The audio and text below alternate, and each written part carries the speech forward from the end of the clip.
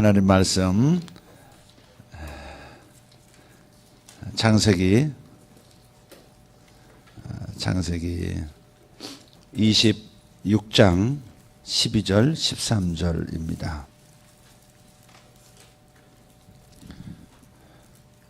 창세기 26장 12, 13.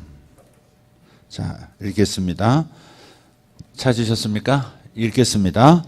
이삭이 그 땅에서 농사하여 그 해에 100배나 얻었고 여호와께서 복을 주심으로 그 사람이 창대하고 왕성하여 마침내 거부가 되어. 아멘. 우리는 아침에도 말씀을 듣고 오후에도 말씀을 들어야 합니다. 주일에 말씀을 들어야 하고 월요일, 화요일, 수요일, 목요일, 금요일, 토요일까지 하나님의 말씀을 가까이 해야 합니다. 말씀을 듣지 않으면, 말씀을 보지 않으면 올바른 삶이 무엇인지, 복된 삶이 무엇인지를 모릅니다. 하나님 따로, 나 따로. 하나님이 제시한 복의 길, 내가 원하는 복의 길이 각각 따로따로 평행선 긋습니다. 그래서 하나님 말씀을 끊임없이 들어서, 계속해서 들어서 복의 삶, 바른 삶이 무엇인지를 깨달아야 합니다. 그러나 그것으로 온전하지 않습니다. 들은 말씀을 오늘 아침 기도에도 있었듯이 끊임없이 되새김질, 소가 먹었던 거 다시 끄집어내어 다시 씹어 넘기고 또 다시 꺼내어 또 씹어 넘기고 4번에 걸쳐서 내 위를 가지고 되새김질하면서 모든 양식을 자기 피와 살이 되도록 만들어버리듯이 되새김질을 해야 하는 것입니다. 반복해서 묵상하는 겁니다. 하나님의 말씀을, 올바른 말씀을 알았다 할지라도, 올바른 삶의 길을 알았다 할지라도 묵상하지 않으면, 말씀이 내 속에 내면화되지 않으면 그 말씀을 실행할 능력이 없습니다. 10년, 20년 설교를 듣고 예배를 드렸는데 여전히 20년 전, 10년 전 모습이 내게 있다면, 가정에서 변화가 없고 일터에서 변화가 없고 내 삶에, 내 모습에 변화가 없다면 되새김질하지 않아서 그렇습니다. 말씀은 많이 들었을 때 내 피와 살로 못 만든 겁니다. 묵상하지 않아서 그렇습니다. 끊임없이 묵상하면서 어떻게 이 경우에 적용할 건가, 저 경우에 이 말씀을 어떻게 적용할 것인가를 끊임없이 탐구해 나가는 그런 자세가 없이는 오랜 세월 하나님 앞에서 보냈어도 하나님은 여전히 먼 나의 당신이 될 수 있다는 것이죠. 그래서 말씀은 계속 들어야 합니다. 동시에 말씀은 끊임없이 묵상해야 합니다. 그래야 기도할 에너지 생기고 실행할 힘이 축적됩니다. 그러니까 말씀 먹고 묵상하는 것, 음식 먹고 운동하듯이 말씀 먹고 말씀을 묵상해야 합니다. 말씀 듣고 말씀 묵상하고, 그것이 삶의 동력이고 그것이 복의 동력입니다. 오늘 이 말씀, 이삭이 그 땅에서 농사해서 그 해에 100배나 얻었다. 또 하나님께서 복을 주셔서 창대하고 왕성하여 마침내 거부가 되었다. 우리 100배나 얻었다, 이 말씀 매우 좋아합니다. 저도 좋아합니다. 저도 매우 좋아합니다. 100배.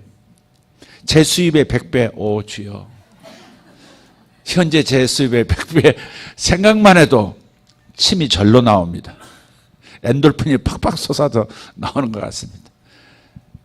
100배 아니 10배만 받아도 하고 싶은 일 마음껏 할 수 있을 텐데, 뭐 이런 생각. 저만 그렇습니까? 지금 저를 기복신앙의 대명사로 생각하시는 눈빛. 근데 우리의 속내이고요, 또 이게 하나님이 약속하신 겁니다. 하나님을 라이브로 만난다 표현을 아침에 했는데, 정말 이삭은 자기 경제 활동 속에서 하나님을 라이브로 만난 사람 아닙니까? 이 가난한 때, 이 가난이 아니라 이 가뭄이 극심한 때 그 땅에서 100배나 얻었다. 이야, 딴 사람 다 쓰러져 넘어지고 땅 팔고 나가는데 오히려 자기 땅에서 100배나 소출이 있었다. 이건 정말 하나님을 만난 거 아니겠습니까? 에? 단지 돈이 많아졌다가 아니라 와, 하나님 복 주시고 하나님 살아계시니 이것을 또 증거할 수 있는 인생 되었으니 하나님께 영광 돌리고 하나님을 증거할 수 있는 명분 얻었으니 너무 감사하다. 그게 이삭의 복 아니겠습니까? 또 마침내 거부가 됐답니다. 마침내 쫄딱이 아니고 마침내 거부가 됐답니다. 아멘이 아무도 없는 거 보니까 여러분 오직 영혼의 잘됨만, 오직 거룩한 마음으로 아멘 하셨죠? 입으로도 아멘 하는 게 좋습니다. 하나님도 말씀하십니다. 존말할 때 입으로도 아멘 해라. 턱을 아주 굳게 만들어 주랴. 안면 마비가 오게 하랴. 존말할 때 아멘 해라. 그러실 것 같아요. 여러분 백변화 받고 거부가 되는 이 역사, 이삭의 이야기만이 아니라 우리의 이야기도 될 수 있고 우리의 이야기가 되어야 하는 겁니다. 어떤 목사님이 책을 내셨고 5단 광고, 굉장히 한 1,000만 원씩 500만 원씩 하는 그런 광고를 계속해서 내시더라고요. 예수를 믿었으면 부자가 되라. 그런 책을 쓰셨더라고요. 근데 세미나를 하셔. 난 가보지도 않고 책도 안 읽어봤지만 예수를 믿었으면 부자가 되라. 여전히 아멘이 없습니다. 그분 세미나 끝났습니다. 자, 근데 우리가 이런 복이 임했다고 하는 거 참 즐거운 일이고 할렐루야이지만 과연 어떻게 해서 이렇게 됐는가도 한번 생각해 봐야 돼요. 우리는 결실만을 생각하는데 그 결실 이전에 이런 결실이 있도록 만든 그런 근본 과정이 뭐였느냐, 뭘 맥을 어떻게 잘 짚어서 이런 남다른 축복을 받았느냐, 이 보여주느냐, 이걸 아는 게 더 중요하지 않겠어요? 그죠? 남의 복만 침을 흘릴 게 아니고 막연한 복을 기대할 게 아니라 어떻게 복을 받는 과정을 이 사람이 밟아왔는지에 대한 분명한 맥을 짚어 나가는 것도 중요하다. 아니 그게 더 중요하다 하는 겁니다. 자, 그래서 이삭의 이런 복이 어디서 왔을까? 그의 아버지 아브라함 이야기를 뗄래야 뗄 수가 없는 겁니다. 오늘 아침 지난주 수요일 금요일 내내 말씀을 전한 것이 그것은 하나님과 인간의 관계가 끊어졌다는데 모든 불행의 시작입니다. 모든 문제들은 인생에 있는 우리가 살아가는 세상의 모든 고생스러운 문제들은 결국 하나님과의 관계에서 문제가 생겼기 때문에 그렇습니다. 흙을 떠난 나무가 잠깐 살아있는 것 같아도 잎이 푸르르고 열매 달리는 것 같아도 잠시 잠깐은 그럴지라도 곧 죽음에 이르게 되죠. 물을 떠난 물고기 잠깐 파닥거려도 곧 숨을 거두게 됩니다. 결국 지어진 존재인 인생들은 나를 지으신 하나님께 뿌리를 내려야 합니다. 마음으로 뿌리를 내리고 믿음으로 뿌리를 내려야 하는 겁니다. 그의 말씀에 그의 법도에 뿌리를 내려야 그래야 생기 있게 살아갈 수 있고 열매 맺는 인생 될 수 있습니다. 당연한 거 아닙니까? 뿌리를 그 흙을 떠난 나무가 어떻게 장수할 수 있겠습니까? 물을 떠난 나무가 어떻게 오래 생명을 유지하고 풍성한 삶을 살 수 있겠습니까? 그건 자체가 불가능한 겁니다. 우리가 지어진 존재라는 것을 인정하는 사람이라면 지으신 그분 앞에 줄을 대야 합니다. 그분 앞에 기대면서 살아야 합니다. 우리 인생은 은혜로 산다 그럽니다. 은혜로 산다는 말은 기대며 산다 그 말입니다. 내 힘으로 사는 것이 아니라 나를 받쳐주는 그분의 힘으로 지탱하고 풍성한 삶을 이끌어간다 그런 말입니다. 그러니까 기대는 인생 되십시오. 똑똑한 척, 내가 힘 있는 척, 천상천하 유아독존 홀로 서려고 하지 말고 기대며 사십시오. 사람에게 기대는 것은 부끄러운 일이 될 수 있겠지만 하나님께 조물주에게 기대는 것은 부끄러운 일이 아닙니다. 기꺼이 그분 앞에 고개를 숙이고 기꺼이 그분 앞에 무릎을 꿇고 달라고 하는 겁니다. 도와달라고 하는 겁니다. 기대면서 그분의 은혜를 힘입어 사는 겁니다. 그게 그리스도인의 삶입니다. 혼자 내 힘으로 살 것이냐 아니면 은혜 기대면서 살 것이냐, 그게 모든 종교의 근본을 분별하는 뿌리입니다. 여타 모든 종교들이 자기 힘으로 신의 경지에 도달할 수 있는 것처럼 또 의존하는 것 같지만 그 신 알라는 한번 창조해 놓고 알아서 살라고 모든 것은 잘 되든 못 되든 인샬라 알라의 뜻이다. 그러면서 방관하는 그런 신이 아니라 철저하게 우리를 돌보시기 원하시는 그분에게 기대면서 그분의 은혜로 사는 것, 그분의 은혜로 구원받고 그분의 은혜로 구원받는, 복을 받는 그런 인생, 그게 은혜의 종교, 기독교의 본질입니다. 그러면 아브라함이 해냈던 일은 무엇입니까? 아담이 결국 하나님 앞에서 관계를 악화시키고 저주로, 하나님의 저주로 자기의 인생을 끝마침하고 에덴 밖으로 쫓겨나갔잖아요. 땅이 황폐해지기 시작했죠. 하나님과 관계가 부서지니까 어때요? 가족관계, 심지어 형제인데도 그 인간관계가 산산조각 나지 않습니까? 형이 아우를 살해하는 일이 벌어지고 마는 것이고, 인간이 인간을 이렇게 스스로 멀어지게 만든다면 그 원인은 하나님과 인간이 멀어졌기 때문이요. 그래서 인간과 인간 사이 이런 벌어짐이 결국 땅의 황폐함을 불러일으키고 모든 피조물의 존재의 의미가 사라지게 만드는 거니까 황폐하게 되는 겁니다. 그러면 역으로 한번 추적해 보자고요. 오늘 이 땅에서 이삭이 100배나 받았다면 이 땅에 생명력이 돌아오고 있다는 얘기 아닙니까? 악이 세상에 아직도 충만하지만 그러나 적어도 하나님과의 관계는 회복된 가문, 아버지가 그 길을 열었잖아요. 모든 말씀에 토 하나 달지 않고 그대로 순종했던 이 아브라함의 순종을 통해서 믿음을 확증하고 끊어진 하나님과의 관계가 다시 이어지도록, 아담이 끊어버렸고 노아가 다시 끊어버렸던 그 형제 간의, 가족 간의 인간관계의 파괴, 이것을 회복하는 길은 먼저 하나님과 관계가 이어지는 겁니다. 아브라함이 그 관계를 잇기 시작한 거예요. 아담이 그 관계를 잇기 시작한 겁니다. 아브라함이. 그래서 아브라함이 순종과 믿음을 통해서 하나님과의 관계의 길을 새롭게 열어놓으니까 이삭도 자연히 하나님과의 관계가 열리고, 그 아들 야곱도 우여곡절 많이 겪지만 하나님에 대한 신앙만은 계속해서 이어지고 있잖아요. 이게 가장 중요한 복인 겁니다. 이게 내 영혼이 잘된 가치, 그거 아닙니까? 그러니까 이삭이 잘되고 있다고 하는, 이 땅이 이삭에게 복을 토해내고 있다고 하는 것은 땅이 이삭을 토해내는 것이 아니라 그 땅이 이삭을 섬겨 이삭에게 모든 좋은 것들을 100배로 토하고, 그래서 마침내 거부가 되게 만드는 이런 역사가 일어났다는 것은, 그것은 하나님과 관계가 끊어진 인간과 인간 관계가 끊어진 데서 오는 황폐함과 땅의 저주가 이제 서서히 다시 생명력을 회복하고 있다는 증거다, 이 말이죠.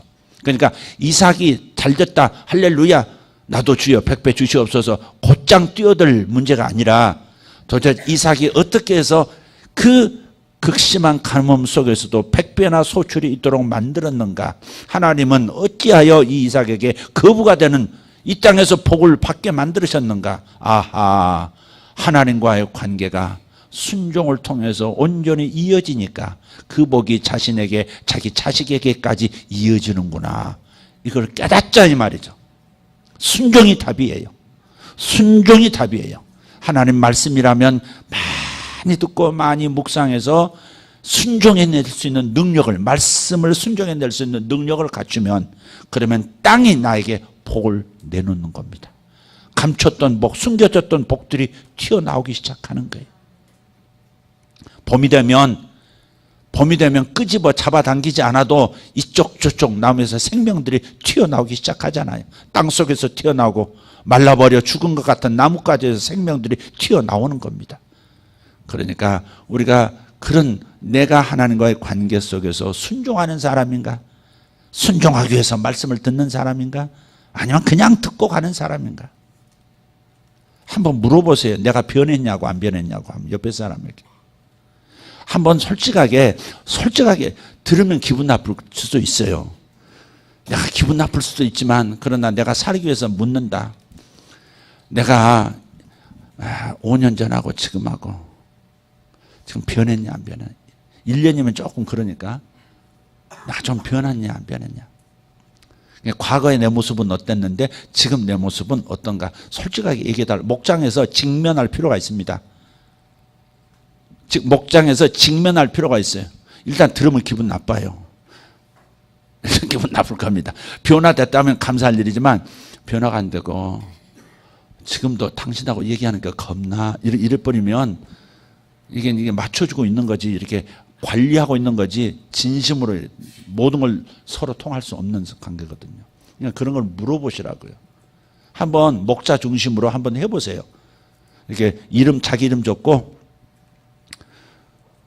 근데 글씨를 알아볼 텐데 그 사람에 대해서 뭐가 이게 좀 변화되겠다 이런 걸 좀 써주면. 근데 용기를 가질 필요가 있어요. 저도요, 참 이게 직면한다는 게 어렵거든요. 아내가 오늘 그 얘기를 왜 했어요? 이렇게 말할 때 그냥 원고로 하세요. 원고로. 그냥 막 하지 말고. 그러니까 왜 그런 비유를 왜 사람 이름 들어서 하냐고요. 이렇게 딱 나올 때요, 정말 주여 하고 성경을 뒤로 하고 산속으로 들어가고 한 며칠 있다 나오고 싶은 마음이 확 일어납니다. 듣기 싫어요, 솔직히. 설교자가 설교에 대해서 아내에게 듣는다? 그래, 네가 해봐 이러고 싶은 마음이 여기까지 올라온다. 하라고 하면 5분도 못 할 거면서. 그래도 이거 들어야 돼. 우리가 정말 내가 순종하는 사람인가, 순종적인 사람인가, 반역적이고 좀 뭐랄까 조금 이렇게 안티적이고 좀 이런 사람인가, 이게 참 중요해요. 이삭도 참 순종을 보여드렸잖아요. 아버지의 자식을 내놓는 순종. 세상에 그런 날벼락 같은 그런 명령에도 그냥 곧바로 순종하는 그 아버지 밑에, 호부 밑에 견자가 없다고 해석이 드려요. 호랑이 아버지의 개 자식은 안 난다 이 말이에요. 호부의 견자 없다. 무협소설에 나오는 용어입니다. 그런데 아들도 아버지가 딱 보니까 자기를 바치려고 하는 거거든. 근데 그대로 묶이고, 그 젊은 애가 그대로 가서 들어 눕고, 아버지 눈 딱 한 손으로 눈 감기면서 착 칼로 딱 내리치는 그 치켜 올리는 근육의 감각이 손끝으로 느껴지지 않습니까? 그런데도 그대로 맡기는, 세상에 털 깎는 양이 그대로 잠잠히 있듯이 가만히 있는 거 보세요. 이게 순종해. 아버지가 순종하니 아들도 순종하고. 그러니 그 해에 그 땅에서 백배나 받고 마침내 그 부가 되는 겁니다. 순종의 성품은 기르지 않으면서 말씀 순종할 생각을, 말씀을 현실화시키고 이루어내려고 하는 그런 순종은 생각하지 않으면서 마침내 거부되기를 원한다, 100배나 받는다, 아멘 하면 그건 아니라고 봅니다. 물론 하나님의 은혜가 그걸 초월해서 우리를 또 미리 갑을 해서 그냥 복을 주실 때도 있어요. 그러나 그 성품 변화 안 된 부분은 굉장히 많이 가진 사람은 잃어버리는 게 두려운 겁니다. 없는 사람은 잃어버릴 게 없으니까 두려움이 없어요. 거지한테 걱정 있냐고 물어봐요. 걱정 없어요. 걱정 없습니다. 그러나 많이 가진 재벌들 물어보세요. 이것도 걱정, 저것도 걱정, 자식 걱정, 뭐 치고도 올라오는 놈 걱정, 다른 회사 걱정, 별 생각 많습니다. 그러니까 먼저 갑을 해서 받은 사람은 그 다음에 이제 그 그릇에 맞는, 그 주신 분깃에 맞는 그릇을 만드는 순종하는 삶으로의 변화는 이제 숙제로 남아 있는 거예요. 먼저 받고 나중 받고의 차이가 있을 뿐이에요. 그래서 우리가 창세기에서 나타난 이야기를 좀 큰 흐름으로 볼 필요가 있다. 아담은 그 인생을 마지막 저주받는 걸로 끝냈고, 노아의 하나님의 기대를 받았지만 결국 또 자식을 저주해서 인간과 인간 사이가 분열하도록 만드는 그런 끝을 보여줬다. 그런데 아브라함은 시작부터 순종, 마지막 자식 바쳐라 해도 순종. 그리하여 100세에 다시는 시험 받지 않는, 테스트 받을 필요 없는 그런 존재가 됐고, 그러니 자식도 그의 100배 그 마침내 거부의 축복을 받는 것이다 하는 겁니다. 이게 회복입니다. 관계가 회복되면 모든 것이 회복되기 시작하는 거예요. 근데 숙제가 하나 남았어요. 아브라함이 연 것은 하나님과 자신의 관계를 연 겁니다. 형제 관계, 인간 관계는 완전히 열렸다고 볼 수 없습니다. 그래서 아브라함이 자식을 낳을 때 원래 자기 정실 부인 사라에게서 난 자식이 아닌 그 몸종에게 통해서 난 자식이 있죠. 이스마엘 있죠. 아람 민족의 조상이라는 이스마엘. 이삭의 사실은 형벌이죠. 형이죠. 두 사람이 이제 어려서 갈등하면서 그 어머니 하갈과 함께 좀 분리시켜서 삽니다. 그러니까 하나님과는 통했지만 사랑 관계는 문제가 있는 거예요. 아직 해결이 안 된 겁니다. 지금 인류, 아브라함 가족 얘기지만 인류 자체를 지금 얘기하는 겁니다. 그래서 떨어져 살아요. 그러나 한번 보시면 창세기 25장 9절을 보시면 8절을 보시면 7, 8, 9절입니다. 창세기 25장 7, 8, 9절 시작.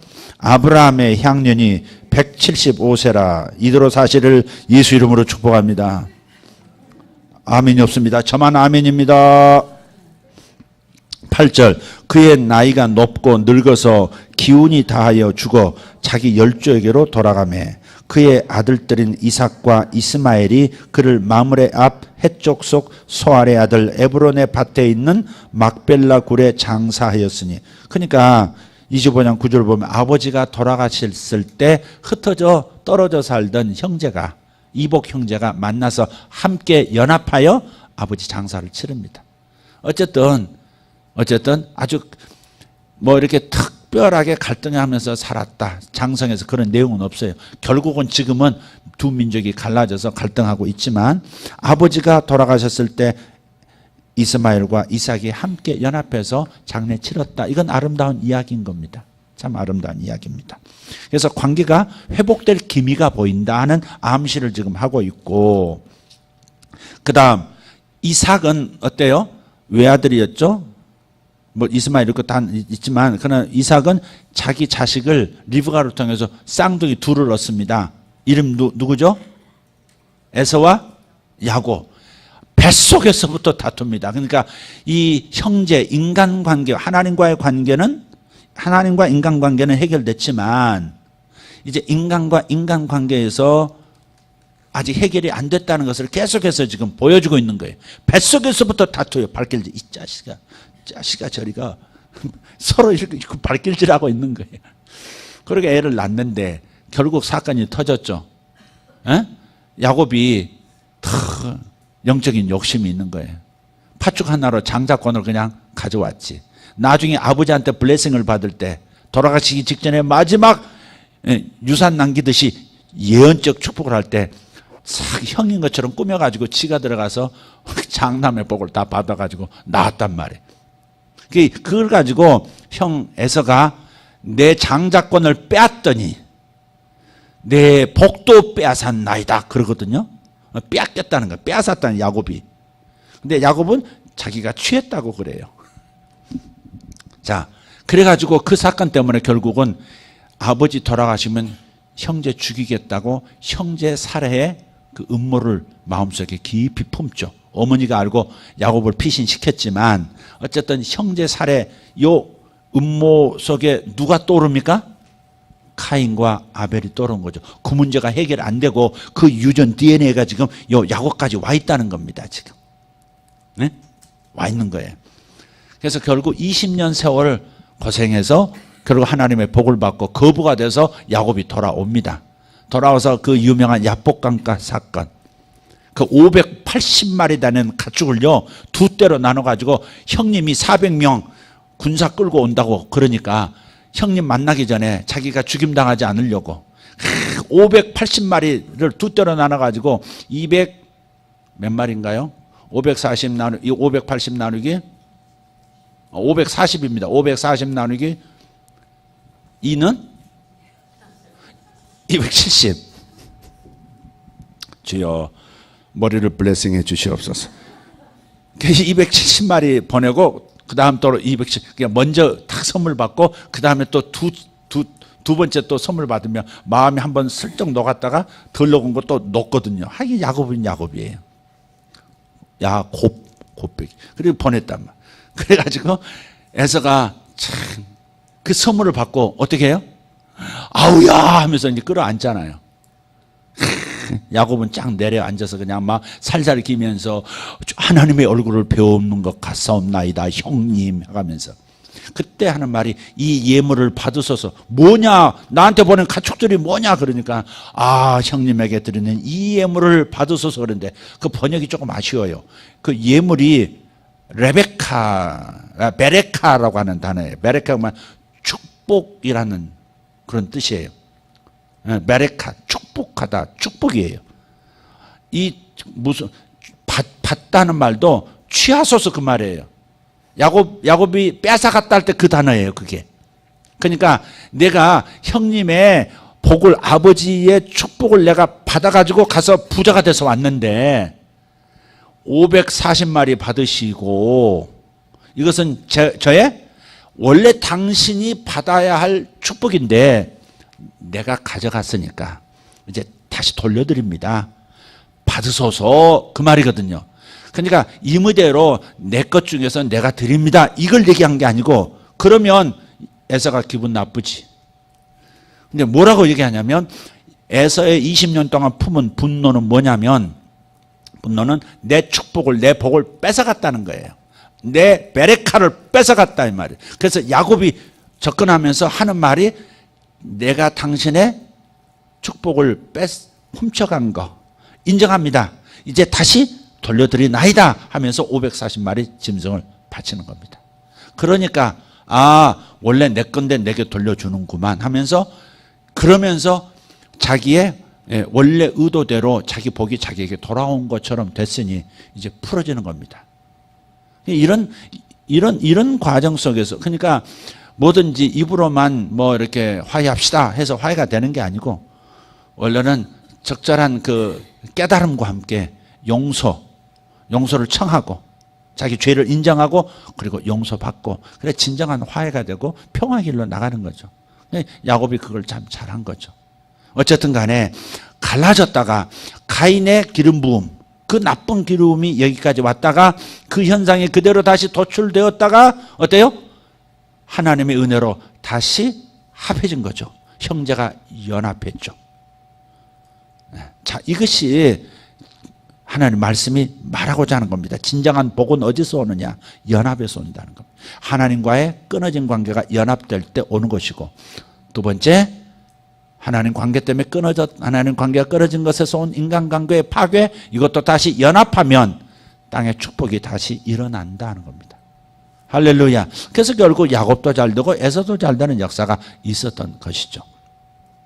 바로 그런 겁니다.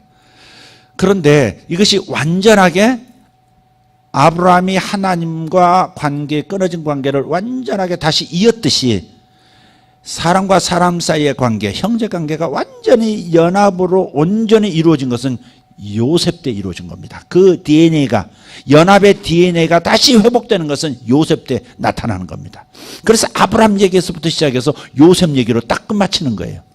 11장 모든 실패의 이야기를 끝으로 하고 새롭게 장을 여는 하나님이 기다리신 그 인물을 아브라함을 통해서 이 수직이 세워지고 요셉을 통해서 수평 연합이 이루어지니까 이제 이 새로운 하나님을 제대로 경험하고 하나님과 동행하는 민족이 이제 새로운 지구의 세상, 지구촌의 새로운 세상을 열어갈 수 있는 준비가 된 거예요. 그 다음에 출애굽 사건이 나타나는 거예요. 그러니까 요셉은 어떤 연합을 이룬 겁니까? 똑같죠. 요셉도 희생당했잖아요. 사실 편애로 시작해서 아버지의 편애 때문에 분노와 시기와 상처들이 형제들 가운데 있었고 결국 요셉을 노예상인에게 팔아버리지 않습니까? 사실 요셉이 팔려가서 몇 년 만에 형제를 다시 재회하는 겁니까? 자, 17살에 팔려가가지고 30살에 총리가 됩니다. 그러니까 13년을 쓰라린 분노를 안고 살 수밖에 없는 거예요. 이해할 수 없는 이 고통을, 생리별의 고통을 겪으면서 형들에 대한 분노가 왜 없었겠습니까? 있었겠죠. 그런데 13년을 그런 세월을 보내요. 노예로 살다가 그 노예면서 또 죄수가 돼가지고 감옥 안에 들어가고 아주 배신에 배신을 당하는 그런 일이 막 벌어지죠.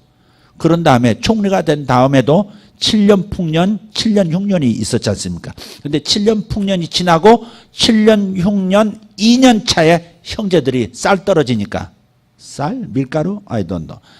그 먹을 것 떨어지니까 애굽으로 곡식 사러 온 때가 바로, 그러니까 13년, 7년, 2년 더하면 얼마? 주요 22년. 22년 만에 형제들을 다시 보는 겁니다. 형들은 나를 몰라봐. 나 요셉은 알아보는 거예요. 근데 곧바로, 근데 의문이 있어요. 난 성경 읽을 때마다 이런 의문이 있었어요. 아니, 총리가, 애굽의 총리가 됐으면 그 고대 근동 지방의 제국 아닙니까? 제국이라 할 만한 거대한 나라인데, 그런데 그 가나안 땅, 그 애굽에 붙어 있는 가나안 땅에 사람 보내서 나 살아있어 하고 통보하고 아버지 모셔오고 형들은 오지 마소 이렇게 다 할 수 있을 텐데 왜 안 알렸을까? 왜 7년이 지나고 2년이 또 지나, 그러니까 9년 동안 왜 가족을 찾지 않았을까? 너무 바빠서? 아니요. 형들 만났을 때 아버지 소식은 살아계시냐, 막내는 있냐, 막내는 몇 살이냐 모른 척하고 묻고 막 끊어보면 가족에 대한 그리움과 가족에 대한 사랑이 막 묻어나잖아요.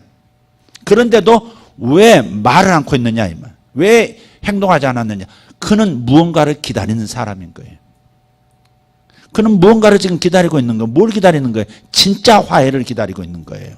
하나님의 때를 기다리고 있는 겁니다. 이런 상태로 형들을 만나봐야, 그것은 그래 없던 일로 하자 그래도 쓰라린 상처들은 서로 간에 부끄러움과 그 다음 자기 속에 있는 분노는 해결이 안 되는 겁니다. 그래서 이 문제를 근본적으로 치유받을 수 있는 그 하나님의 때를, 하나님이 마련하시는 때를 기다리는 겁니다.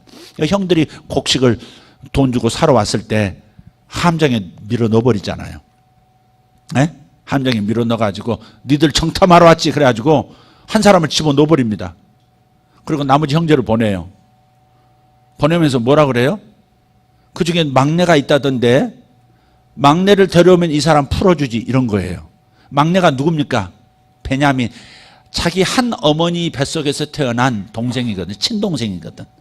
그 친동생이 보고 싶은 거예요. 이복 형들은 이복 형들이고 친동생이 더 보고 싶은 거예요. 그래서 고 베냐민이라는 친구를 데려오면 풀어주지 이렇게 된 거예요. 아버지한테 갔더니 이놈들이 요셉도 죽어가지고 지금 내가 이 살아있는 것도 용한 건데 또 뭐 가서 뭘 어떻게 잘못했길래 또 아들 한 놈을 또 밀어 넣어놓고, 아니 내 사랑하는 요셉은 잃어버렸지만 베냐민은 또 내 사랑하는 라헬을 통해서 이 베냐민은 또 잃어버리게 만드느냐고 난리 나 죽어버리겠다고 난리를 피웁니다. 그래도 할 수 없이 형들이 설득을 해가지고 아버님 둘 다 살려가지고 올 테니, 아니면 못 살려면 제가 죽어버리겠습니다 이러면서 해가지고 또 그 베냐민을, 나 혼자만 재밌는 것 같은데, 베냐민을 데리고 표정을 좀 지어주세요. 빨리 끝낼 때 다 끝났어요. 그러니까 베냐민을 또 데려왔는데 곡식 이제 바리바리 쌓아가지고 보내놓고 베냐민 배낭 속에, 곡식자루 속에다가 은잔을 하나 슬쩍 넣어가지고 다 고향 앞으로 하고 있는데 다 구출, 뭐 엔테베 탈출작전 성공하고서 이제 딱 가고 있는데 애굽에서 사람 보내가지고 내 은잔이 없어졌다고 그러신다. 어느 놈이 도둑놈이냐 해가지고 다 뒤져봅니다. 근데 베냐민 곡식 자루에서 떡 나왔으니 베냐민만 또 데리고 오는 겁니다. 근데 그 사이에 이제 형들이 다시 다 애굽으로 돌아왔을 거 아니에요. 자초지종을 보고하고 다 살려달라고, 아니라고, 뭐 어떻게 된 일인지 모르겠다고 막 하는데, 그 과정을 지켜보면서 형들이 옛날 자기를 팔던 생각을 하는 겁니다. 한 형제를 잡아놨다가 다시 데리고 가는데 베냐민이 또 다시 잡히고, 그러니 르우벤부터 시작해서 온 형들이, 그래 요셉이 20년 전에 22년 전에 요셉이 그렇게 죽이지 말아달라고, 나를 팔지 말라고 아버지에게 데려가 달라고 애걸복걸 했는데 우리가 무시하고 그를 결국 팔아넘겨버렸는데, 이제 우리가 다시 그 벌을 우리가 받는다 그러면서 막 자기들끼리 막 죄책감을 가지고 자기 죄를 스스로 고백. 그러니까 이제 히브리 말로 하는데 요셉은 애굽 총리란 말이에요. 지금 애굽 말만 하는 줄 알아. 근데 요셉 앞에서 자기들끼리 히브리 말을 히브리인인 요셉이 다 알아듣는다는 말이죠. 근데 그것을 형제들이 드디어 요셉을 팔았던 그 죗값을 받는다. 요셉을 우리가 버렸더니 우리가 이런 일을 당한다면서 요셉을 다시 끄집어내는 순간에 가슴이 미어지는 거예요. 형들이 회개하는 모습을 보고. 그래서 뒤로 돌아가가지고 통곡을 하고 눈물 싹 닦고 빨리빨리 결론 내려 이러면서 소리치다가 또 못내 격정을 못 이겨 또 다시 돌아서 통곡하고 나중에는 못 참겠다 꾀꼬리 하고서 나와서 내가 당신들의 아우입니다. 형들이 다 뒤집어졌죠. 아니 애굽의 총리가 그 절대 권력자가 자기들이 팔았던 동생 요셉이라니. 그때부터 사시나무 떨듯 떠는 겁니다. 근데 요셉은 그렇게 얘기하는 거예요. 형들이요, 형님들이요, 나를 팔았다고 근심하지 마소서. 하나님께서 이런 무서운 기근이 닥칠 것을 미리 아시고 당신들 손을 빌어 나를 애굽으로 보내신 겁니다. 당신들은 나를 팔았으나 하나님은 나를 보내신 겁니다. 하나님의 섭리입니다. 그러니 염려하지 마소서, 두려워하지 마소서. 빨리 가서 아버지 모시고 오시고 여기 와서 잘 살아봅시다. 내가 총리니까. 70명 다 식솔들을 끌고 와가지고 거기서 시작해서 400년 애굽에서 살잖아요. 요셉이 살아있는 동안에는 최고의 대우를 받고 가장 좋은 땅에서 살고 그렇게 되는 겁니다. 요셉을 통해서 뭘 보여주는 겁니까? 진정한 용서 그리고 화해. 그래서 화해라고 하는 것, 요셉은 아브라함은 믿음을 연 사람이라면, 하나님과 관계를 연 사람이라면 요셉은 형제 관계를 완벽하게 연합으로 다시 한번 타락 이전의 상태로 되돌려 놓은 사람입니다. 그래서 창세기 이야기가 결국 이스라엘의 12지파의 연합으로 끝나는 겁니다. 그게 진짜 복이라는 겁니다.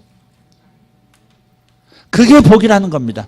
우리가 곧바로 100배의 물질 축복, 마침내 거부, 이 말씀으로 돌입하고 허공에 뜬 축복을 잡으려고 애쓰는 사람 되지 말고 진짜 현실화된 복을 취하려면 하나님께 순종함으로 온전히 관계를 이어가고 그리고 이웃과 더불어서 결코 폭력적이거나 이기적이지 말고 노력하고 하나님 은혜를 받아서 연합하는. 하나님의 꿈은 뭐예요? 본래 창조하실 때 하나님의 꿈이 뭐였냐고요? 하나님의 형상대로 지음받은 인간이 모든 피조물과 함께 하나님을 안식의 날에 모든 것을 일주일간 누리고 안식의 날에 하나님께 영광을 돌려드리고 예배하는 세상을 만들어가는 것. 그게 하나님의 창조 목적이라고요. 근데 이것이 무엇 때문에 끊어졌어요? 불순종으로 끊어졌고 형제의 자기 파괴적인 행동을 통해서 다 깨진 거예요. 그럼 이것만 합하면 이 십자가, 주님과의 관계, 믿음의 관계, 형제 간의 화해의 연합의 관계만 잘 이루어나가면 그러면 그 해에 100배를 거두는 역사도 있을 것이고 다음 해에 100배의 100배도 거두는 역사가 있을 것이고 마침내 정말 실력자로서 이 땅에서 하나님께 크게 영광 돌리는 인생과 가정 되는 것입니다. 우리가 이 과정을 잘 붙들고 이것을 구현하기 위해서 애를 쓰는 것이 지혜라고 믿습니다. 할렐루야. 여러분 주일날 모여서 형제들이 함께 모여 예배하는 거 하나님 기뻐하신다고 그랬어요. 시편 133편 형제가 동거함이 어찌 그리 아름다운고, 형제가 동거함이 어찌 그리 아름다운고. 각각 다른 부모를 통해서 태어났지만 예수 피 안에서 하나님의 한 자녀 형제 되었으니 우리가 주일날만은 서로를 위해서 하나님과의 관계도 중요하지만 서로가 서로를 얼굴을 보여주고 형제가 연합하여 하나님께 예배드리는 것이 하나님의 소원이시니까 그걸 들어드리면 하나님의 풍성한 복이 여러분에게 흘러나갈 줄 믿습니다. 절대 주일은 범하는 거 아닙니다. 그냥 하지 말라니까 억지로 그러는 게 아니라 정말 이 뜻을 잘 하시면 돼요. 하나님의 목적은 형제가 연합하여 하나님을 예비하고 새로운 세상을 열어가는 것, 그것이 하나님의 바람이고 기쁨이고 꿈이라는 사실만 놓치지 않으면 되겠습니다. 형제 간에 분열이 일어나는 것은 그건 잘 생각해야 합니다. 복을 걷어차는 겁니다. 그 부분은 잘 해야 합니다. 할렐루야. 제가 어젯밤에 제 꿈을 하나 꿨는데 이순희 권사에게 형제 우애를 좀 보여줬어요.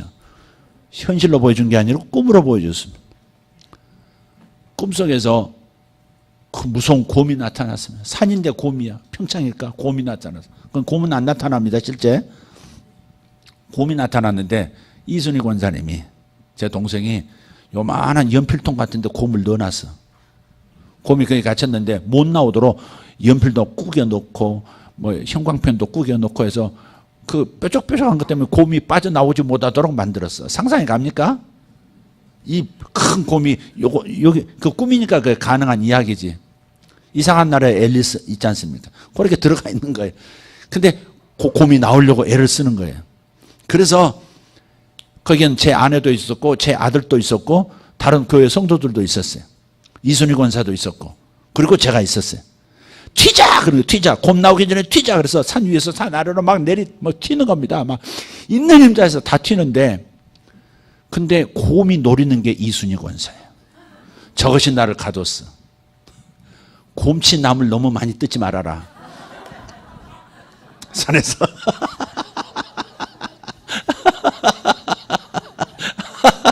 오 주여, 무엇을 말하는 것이옵니까? 저도 저를 알 수 없나이다.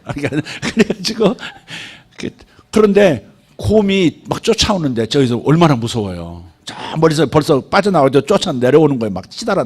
곰이 더 빠른다.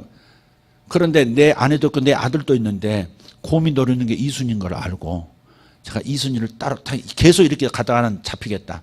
이순이를 탁 낚아채가지고 옆으로 세가지고 싹 숨었어요. 곰은 지금 달려 도망가고 있는 사람 보고 쫓아오는 거예요. 근데 이렇게 이순이를 낚아채서 이순이를 보호하기 위해서 이렇게 딱 숨었다고 하는 것 자체, 그때 생각하는 거 꿈에서도 저기 내 아내도 있고 내 아들도 있는데 저기 직계 가족을 지금 보호해야지. 지금 뭐 형제를 내가 뭐 하는 거야 지금. 그러면서도 이순이를 숨겼다고. 곰이 결국은 쫓아 내려가서 보니까 그 사람들인데 다행히도 큰 길로 내려가고 많은 사람들이 있어서 곰이 해치지를 못하는 상황까지도 이렇게 다 봤어요. 뭐 때문에 얘기했을까? 하여간 형제에 대해서 우리가 꼭 친족, 혈통적 형제만을 얘기하는 게 아니라 예수 안에서의 그런 예수 피로 하나님의 가족이 된 형제자매들이 함께 하나님을 예비하고 만물이 우리를 축복하는 것을 우리는 경험해야 되겠습니다. 할렐루야. 100배의 축복.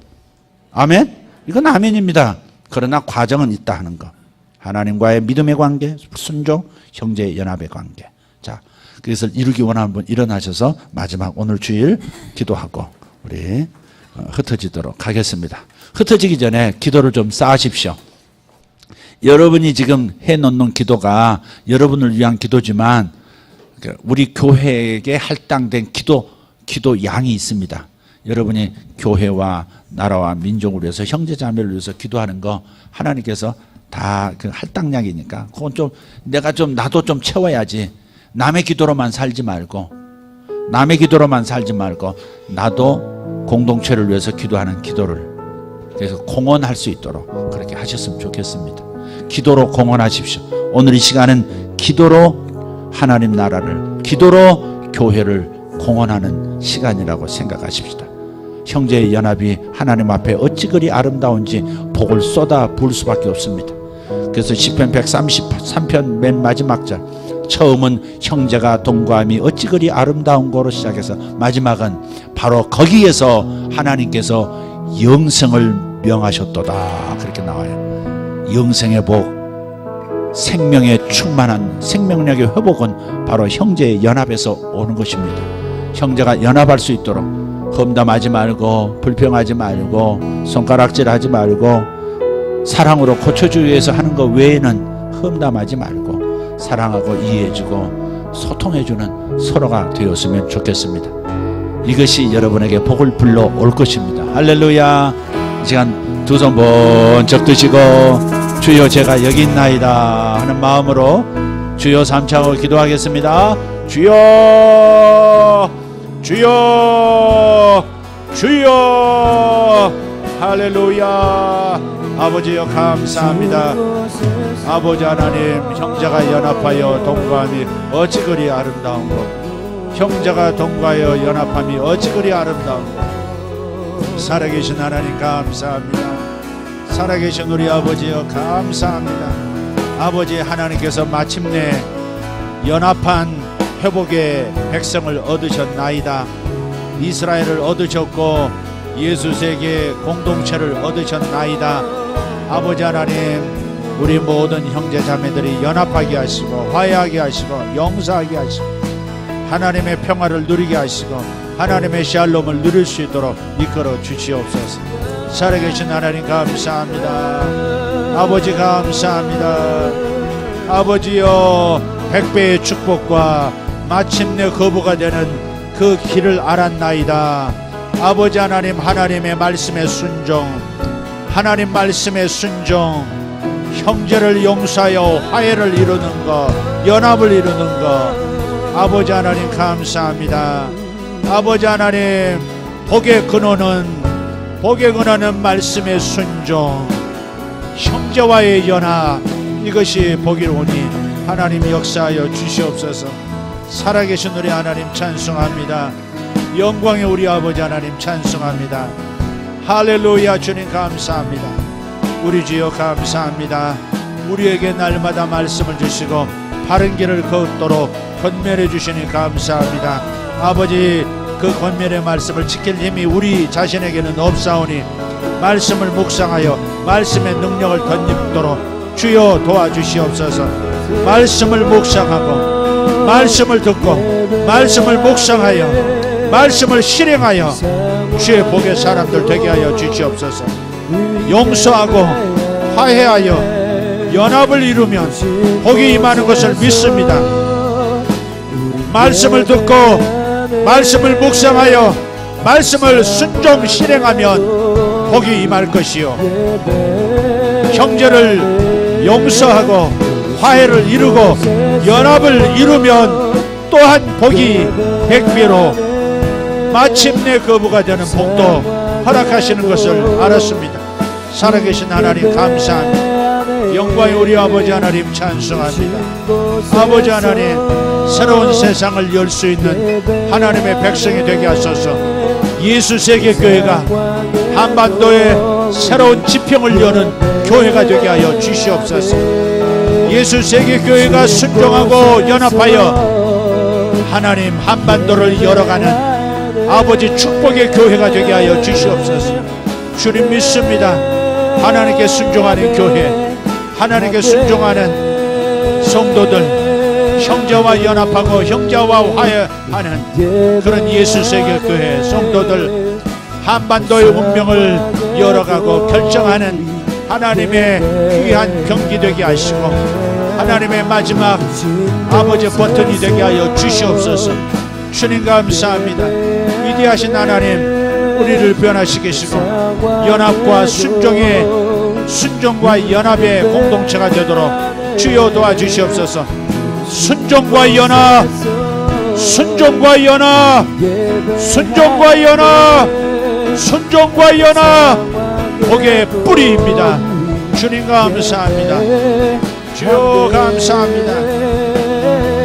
다시 한번 주여 외칩니다. 주여, 주여, 주여. 할렐루야. 우리 하나님 감사합니다. 영광의 우리 아버지 하나님 찬송합니다. 우리 아버지여 감사합니다. 살아갔던 삶이 되는 그곳에서 예배하네. 우리 걸어갈 때 길이 되고 살아갔던 삶이 되는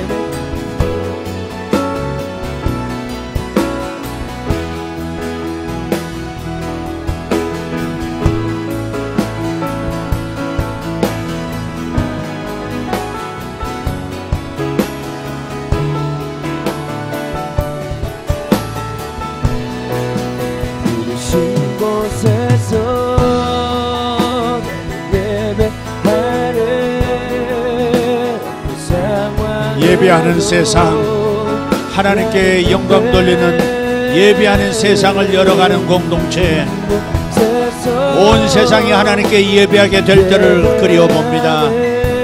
온 세상이 하나님께 예배하는 지구촌, 아버지 온 세상이 하나님께 예비하는 시대, 그 시대를 우리가 꿈꿉니다.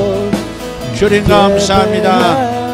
모두가 하나님을 알고 모두가 하나님의 말씀을 듣고 순종하여 하나님 앞에 안식의 날을 지키며 예비하는 온 세상, 주님 감사합니다. 영광이 우리 하나님을 찬송합니다.